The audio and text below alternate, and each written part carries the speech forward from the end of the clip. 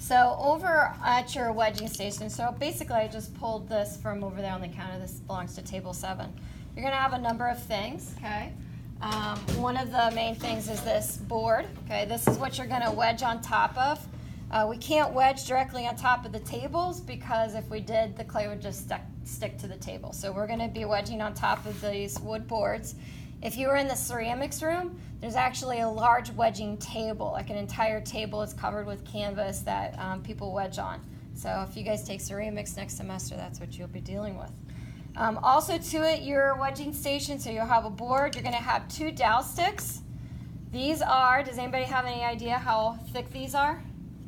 Or how wide? It's the measurement I told you guys that your clay walls need to be if you use slabs or coils.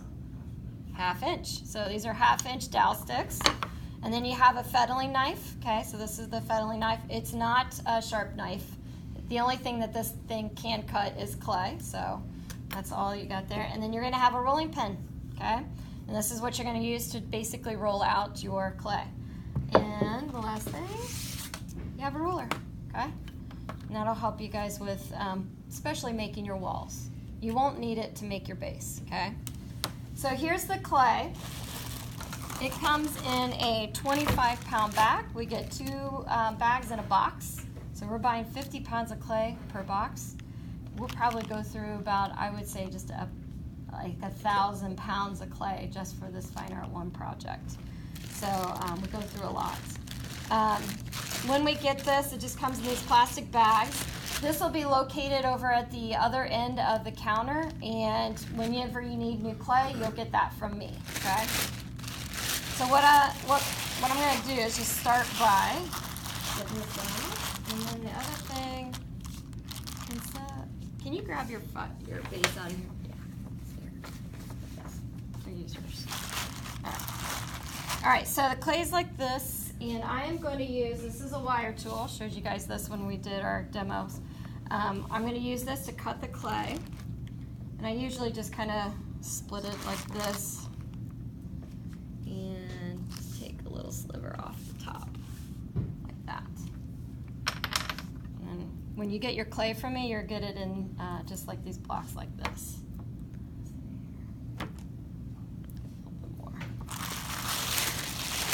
Now one thing, and I don't know if you can tell, some of this clay is about a year old, and we got some extra clay by accident, which is a great surprise to have. But because it was extra clay, it sat for a while, so it was a little hard, so we had to rehydrate it. So you'll notice that when you get your clay from me, you'll notice that some of the clay is really soft and some of it's a bit hard.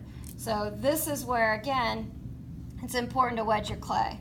So remember the 3 reasons why you wedge clay. 1, you do it just to, again, make sure that the moisture in the clay is all consistent and distributed evenly. The other thing is to mix all the ingredients up, and the 3rd reason is to get the air bubbles out. Now when you wedge clay, you're gonna wedge clay like you would if you were making like a pizza dough or if you've ever made bread before. What I do is I use the meaty part of my thumb, so this bottom part of my thumb. What I do is I grab it, I put my thumbs together like this as if I was going to pass a volleyball, and I just press down on the clay. So I'm just basically smushing it together, and every time I do that, I lift it back up and I do it again. And then after a while, I'll rotate it and go the other direction. So the more that you do this, the better off the clay will be. You'll notice that it'll even out in moisture, and the coloring of it will be more consistent too. So now it's a lot harder to wedge on this board sitting here on this table.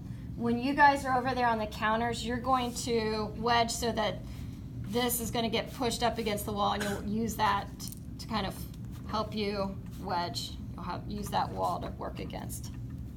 So I'm just kind of folding and rolling the clay on itself. And again, I'm just using the meaty parts of my thumb. Okay. And you can see it's already starting to look a lot better. Now, here's the big thing, and I get this question a lot. How much should you wedge? There really isn't a magic number or magic time. on how long or how many times you should wedge. I always say wedge until it feels like it's pretty consistent. If you're looking for a number, you know, wedge for 2 or 3 minutes. You can't hear any air bubbles, so that's good. And again, sometimes, as far as the air bubbles go, if you got a lot of air bubbles in your clay, sometimes you can hear them pop, but when everybody's over there on the counter wedging, it's hard to hear, so. All right, so after I wedge the clay, guys, put your phones down. So when I'm demoing, you should watch, okay? When you're done wedging, you want to take your clay and just kind of put it into like kind of a rough block like this, just to kind of get you started. You'll notice that you'll get these kind of like edges where you saw the clay kind of fold onto itself. That's nothing to worry about. You'll even see it a lot of times on the end too, where it'll kind of look twisted. Don't worry about that at all. It's nothing to be concerned about. And you don't have to worry about blending these in. So after you've got that, the first step is to literally take your fist and just kind of get it started. Now don't pound it all out so that the clay ends up being a 1/2 inch thick. You just want to get this started. So I'm just going to do this for a little bit. As you can see, it's still really thick, okay? It's probably a couple inches thick, and that's fine. The next step though that I'm going to do is I'm going to use these dowel sticks. Now a lot of ceramic artists, they can roll these out. They don't need these dowel sticks. They do it every day, so they're really good at just knowing their clay and knowing when to stop and all these measurements. But we're going to be using these dowel sticks. So you're going to take these dowel sticks and you're going to put it on either side of your clay, okay? And the important thing you want to make sure is that this is your 5-inch base. You want to make sure you roll this out big enough that you have enough clay to cut this out of that slab that you're going to make. So what I'm going to do is put those dowel sticks on either side. I'm going to use my rolling pin. And you want to make sure that those dowel sticks aren't wider than your rolling pin. I've had a lot of kids where they'll put the dowel sticks out like this and they'll start rolling out and then they'll wonder why it's too thin. You got to have those dowel sticks under your rolling pin, okay? So I'm going to start in the middle. And basically what you're going to do, you're just going to start in the middle and kind of roll out, okay, like this.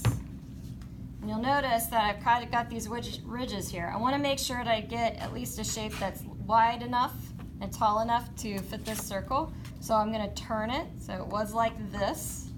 Now I'm going to turn it. Again, make sure that your dowel sticks are under your rolling pin. Start in the middle. And you're just going to roll this out until you have no more clay to roll out. So you really do need to put pressure down on this rolling pin to roll that stuff out. Okay. And you can see here too on my clay, got some dry clay that got stuck in here. I've got some little bits and pieces off this wood board. That's nothing to worry about. So it's all fine. So hopefully, yay, it's the right size. So once you get that rolled out, okay, this is all a 1/2 inch thick because I used those dowel sticks on either side of my rolling pin.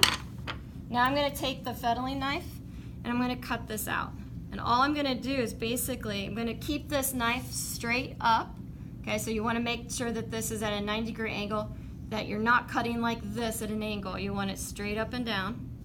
And I'm just going to cut around my template.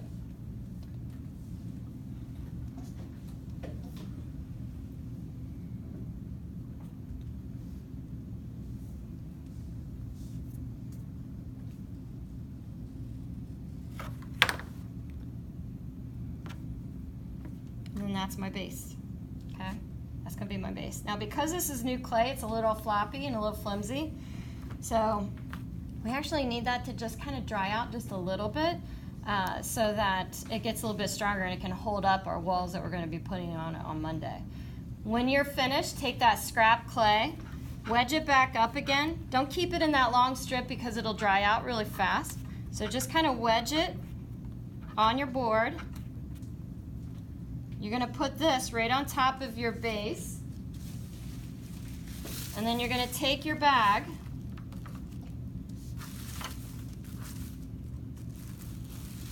and this, you want to put your base and your extra clay all the way here in the back of your bag,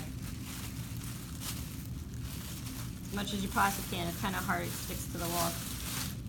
And then you want to kind of take that air out. You're going to twist this.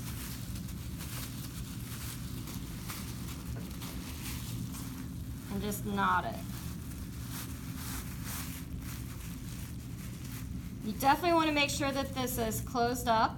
You don't want to necessarily, really tie that super tight because then it'll be hard for you to get it undone. But just make sure it's secure so that way that this won't dry out, okay? We don't want that to dry out too much. And then your name, well, of course, this is one of my bags, should be on the end here, okay? And then this is going to go back up on the shelf where your guys' class will be, okay? So that is all that you need to do to make your base, okay? And then it'll be someone else's turn at your table, all right? So you guys can go back to your tables. Yeah.